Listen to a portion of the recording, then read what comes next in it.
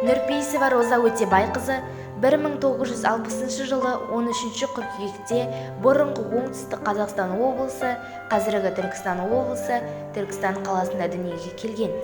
Роза Өтебайқызы 1968 жылы Крупская елді мекеніндегі Крупская орта мектебіне 1-ші сыныпқа оқуға барады.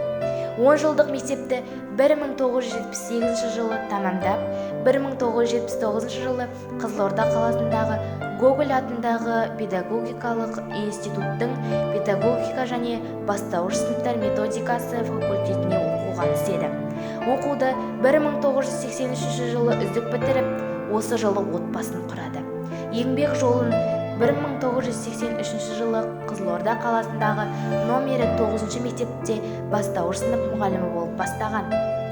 Сонымен қатар Қызылорда қаласындағы Ыбырай Алтынсарин атындағы орта мектепте де бастауыш сынып мұғалімі қызметін атқарған. 2001 жылы Түркістан қаласына қоныс аударып, сол жылдары жаңадан ашылған мектебімізге бастауыш сынып мұғалімі болып қызметке орналасады. Роза Өтебайқызы мектебімізде директордың оқу ісі жөніндегі орынбасары қызметінде атқарған. Роза апай қазіргі таңда 2 ұл, 3 қыздың аяулы анасы, 5 немеренің сүйікті әжесі. Арманы өзі білім берген шәкірттерін биік шыңдардан көру. Мақсаты ұлдары мен қыздарының елдің тұлғалы азаматы мен азаматшасы болуына үлес қосу. Өмірлік ұстанымы алға қойған мақсатқа жету.